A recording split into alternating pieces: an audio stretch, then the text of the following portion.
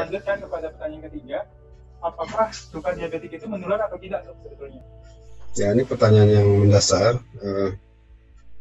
Kita mengatakan menular atau tidak itu kan mungkin nggak dia ditularkan oleh sesuatu, misalnya oleh kuman kayak virus COVID, itu kan ada virusnya ya, jadi menular, atau ada faktornya misalnya demam berdarah gitu. Kalau diabetik ini bukan karena menular tapi karena keturunan, jadi ada defek fungsi-fungsi gangguan seluler di daerah pankreas dan sebagainya itu, sehingga responnya terhadap gula tidak sempurna, jadi sifatnya menurun bukan menular gitu. Misalnya kalau kita terkena cairan dari si pasien luka diabetik ini juga tidak perlu merasa khawatir ya dok, berarti ya dok ya, karena tidak menular. Betul, ya cuma merasa nggak enak mungkin berbau atau apa, tapi dia tidak menular. Ya, mungkin jadi bagi keluarga di rumah yang mungkin mempunyai keluarga yang mempunyai luka diabetik ini nggak usah perlu merasa cemas untuk tertular sehingga mempunyai penyakit yang sama lewat cairan tersebut ya dok ya. Baik. Ya, kalau keluarga mungkin sama-sama ada risiko kena kencing manis, tapi bukan karena menular, tapi karena faktor herediter atau keturunan atau genetik. Oke, selanjutnya ke pertanyaan selanjutnya, kira-kira apa sih dok yang beresiko untuk meningkatkan terjadinya luka diabetik ini pada pasien kencing manis? Nah, ini pertanyaan yang menarik. Jadi memang luka kencing manis itu sulit sembuhnya.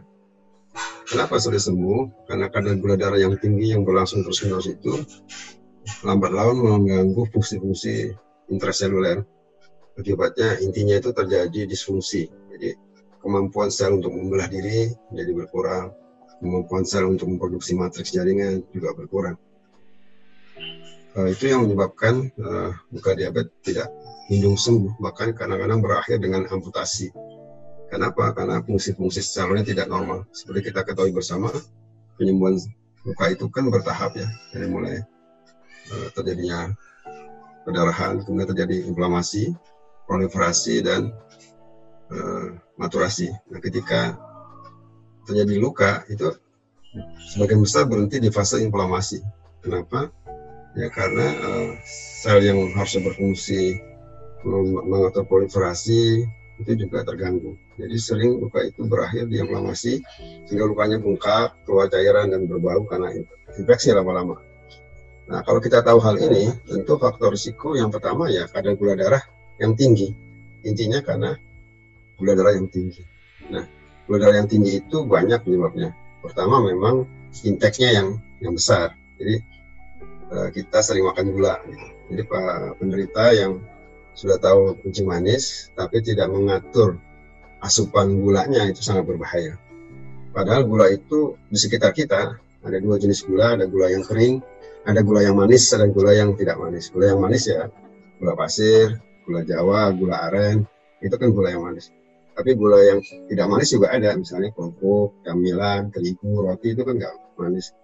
Kalau roti dikasih yang manis tambah lebih banyak gulanya. Jadi intinya faktor risikonya itu ya masuknya gula yang banyak untuk tubuh manusia. Dan yang kedua, jangan lupa juga stres ya. Stres, apalagi di masa COVID ini mungkin banyak kecemasan.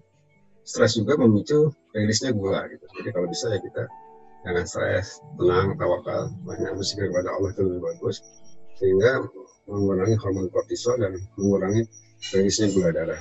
Jadi selain tadi gula yang masuk ya, intake gula juga kecemasan. Yang ketiga juga kurangnya aktivitas, jadi kurangnya gerak, kurangnya olahraga itu bersifat negatif sehingga gula tertumpuk dalam tubuh manusia.